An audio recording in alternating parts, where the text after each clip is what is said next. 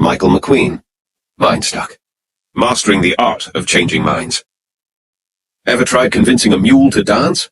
You might have better luck than trying to change a stubborn mind. Now, the thing about stubbornness is that it's not actually about being dense. It's about being stuck in mental quicksand. People are just naturally champions at defending their battlements, refusing to let the drawbridge down for new ideas. That's the human mind. This is where persuasion comes in. Nailing the art of persuasion is a game changer for both your career and personal life. Believe it or not, a whopping 40% of people's work lives are spent in a tug-of-war trying to pull others over to their side. And guess what? The old tricks of coercion, incentives, and even bulletproof logic often crash and burn against the fortress of stubbornness. Why? Because they miss the mark on how our quirky brains tick. But don't despair. There is a silver lining. Just as horse whisperers can get the most stubborn stallions to prance, there's a way to turn the most rigid of opinions into putty, without any fireworks. And this blink will tell you exactly how. The psychology behind stubborn minds. Changing someone's mind will often feel like trying to push a boulder uphill. That's because our brains are wired in a pretty stubborn way. There are two sides of the brain duking it out. The inquiring mind, which loves to think things through logically, and the instinctive mind, which is all about those snap judgments based on emotions and gut feelings.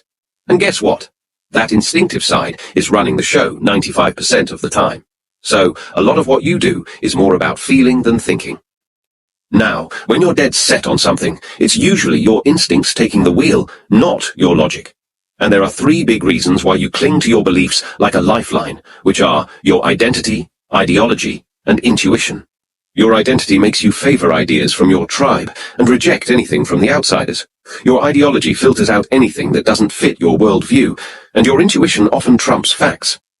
So, when you're trying to get someone to see things your way, their brain is asking, is this going to mess with who I am, what I believe, or what feels right to me? If you want to get through to them, the first step is to recognize where they're coming from and navigate those tricky emotional questions.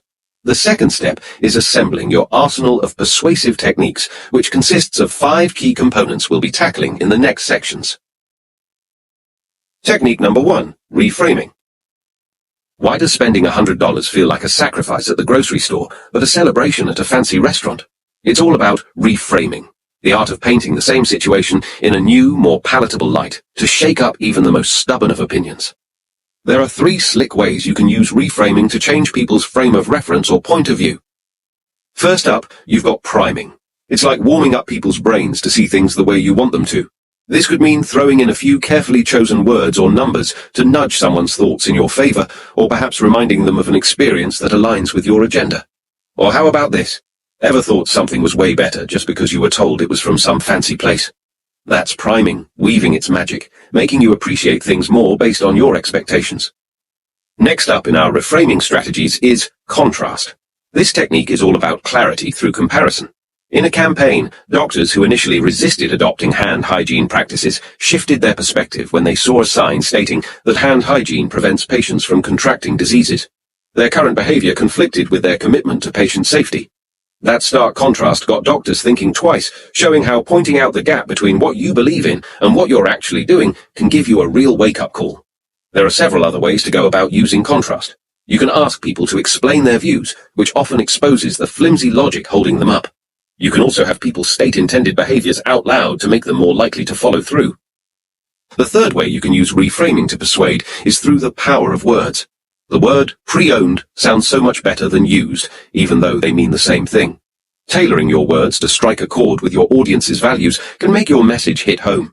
Humor, rhymes, and a bit of surprise can also make your point stick like glue, breaking down walls and getting folks to listen with an open mind. Reframing is less about the meat of your message and more about the dressing, how, when, and in which context you present it. Master it, and you're not just communicating, you're compelling. Technique number 2, building affinity. Harvard researcher Alison Wood Brooks decided to dive into an interesting question. Does moaning to a stranger about something banal like rain make them more inclined to lend you their phone? She cooked up a little test where one participant went to a stranger and immediately asked to use their phone, while another kicked things off with a nod to the rainy day blues. Tossing in a simple, "I'm so sorry about the rain," before asking for the phone shot up the acceptance rate by a whopping 422%. Turns out, just bringing up the rain can spark a bit of a bond. This is what we call building affinity. At the heart of it, building affinity is all about crafting a real connection where people feel they get you, like you, and see a bit of themselves in you. Often, it's those tiny hints of being in something together that flip the script on how people interact, feel, and act around each other. There are 3 golden strategies to not just get along better with others, but also sway them gently to your side. First off, approach disagreements not as battles to be won, but as chances to build a connection. Instead of gearing up for a showdown every time a debate brews, try seeing disagreements as a collaborative effort to find truth or common ground. Socrates himself was a fan of acquiring knowledge through losing arguments. Sure, clinching a victory in an argument might feel sweet, but it could sour relationships. Aim for impact rather than proving a point. It's all about fostering progress and mutual respect, moving forward together rather than apart. Affinity building strategy number 2 is to not shy away from showing your vulnerabilities. Admitting to the flaws of your standpoint can be surprisingly powerful. Showing your vulnerable side isn't just bravery, it's a trust magnet. This honesty and transparency release oxytocin in others, signaling you're trustworthy. Opening up about your uncertainties invites others to drop their guard too, creating a genuine connection. A dash of self-deprecating humor doesn't hurt either. It makes you more relatable and likable. The third strategy for building affinity is finding common ground with someone, especially with folks who march to the beat of a different drum. You can do this by aligning on shared goals and values, echoing agreements by saying "I agree," and introducing new ideas with familiar positive words. Even mirroring someone's body language or speech patterns can draw you closer. No magic is required, just good old brain chemistry at work. And don't underestimate the power of discovering you share something as random as a birthday or a love for obscure indie bands. It's these little threads of similarity that can weave the most unexpected bonds and open a person up to your point of view. Technique number 3. Preserving the other's dignity.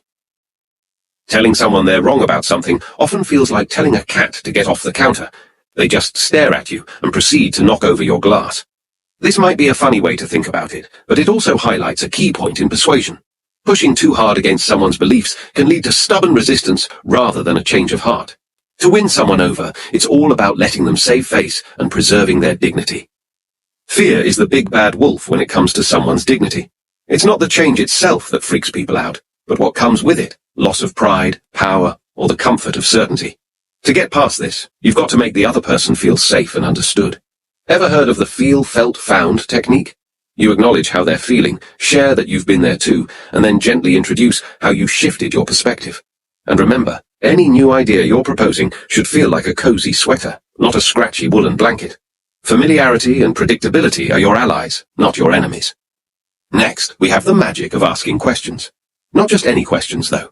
The kind that makes the other person do a bit of soul-searching without feeling like they're being interrogated. It's about leading them to articulate and then recognize how unrealistic their own expectations or reasonings are. This approach is way more inviting than lecturing or demanding change. Open-ended questions starting with why, what, where, or how should be your go-to. And make sure you always leave people with options. When someone feels like they're being herded in one direction, they'll resist just out of principle. But give them a choice, and suddenly they're much more on board with making a decision that aligns with your ideas. A little autonomy goes a long way. Offering a few choices, about 3 to 4, just enough to give a sense of control, can make all the difference. A simple trick is saying something like, "If you can't do it, I'll understand." This gives someone the option to reject your request, which significantly increases their willingness to comply. Effective persuasion is less about convincing someone and more about facilitating a change. It's about starting from a place of respect for the other person's sense of self and ending there too. Technique number 4, harnessing the power of conformity. Ever found yourself adopting habits or opinions just because they're popular within your group? That's your brain's doing, pushing you to fit in because, frankly, it craves belonging like oxygen. You're basically programmed to tweak your behavior to align with the crowd. And it's this very tribal instinct that you can tap into to sway others. It's how you harness the power of conformity. There's 3 main ways you can harness the power of conformity to persuade. The first strategy is social proof. Seeing peers endorse something often prompts people to follow suit, driven by the instinct to look to others for direction in uncertainty.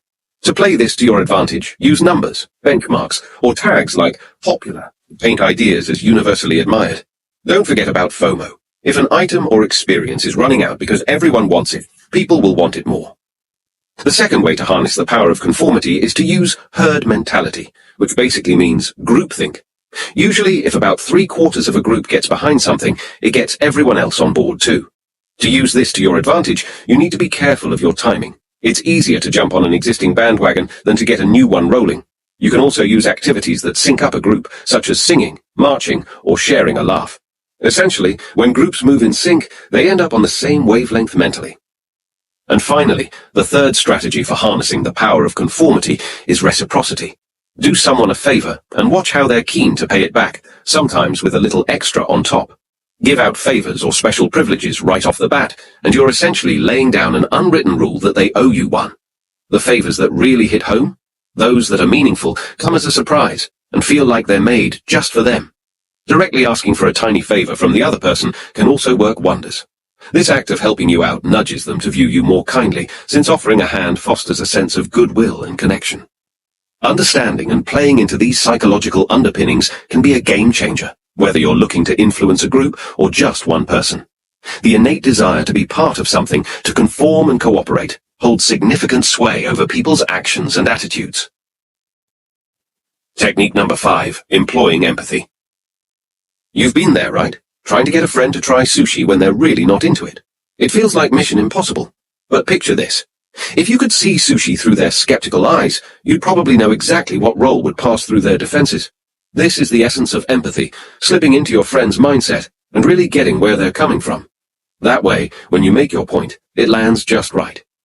One way to employ empathy is to humanize issues and principles. Bringing a human touch to big ideas and issues can truly work wonders. When you make it personal, your arguments gain weight and become much harder to brush off. Instead of talking about a crowd, zoom in on one person's story. Facts and figures might catch attention, but it's the individual tales that really stick, changing hearts and minds. To weave that magic, dive into personal stories, the emotions, the faces behind the facts, and the tactile experiences that stir empathy within people. Another empathetic approach involves playing with hypothetical questions and engaging in thought exercises to crack open those stubbornly closed minds and encourage more nuanced thought processes. These aren't just any questions, though. They're the kind that make people ponder other sides without getting all defensive. These are questions that start with, could it be possible that, or how likely is it? When you use them, you're nudging someone to think beyond their usual victim-villain tales and to see beyond their own nose. And if you really want to drive your point home, show, don't just tell. Make the person empathize so they can really feel what you're talking about. Help them step into the shoes of someone they totally disagree with. It can be quite eye-opening. Whether it's through a real-life plunge into someone's world or using tech like VR to simulate experiences, it's about making the abstract tangible, making them live it, even if just for a moment. So, next time you're itching to change minds, remember, empathy is crucial. Combine it with the 4 other techniques we've just learned and watch the walls come down.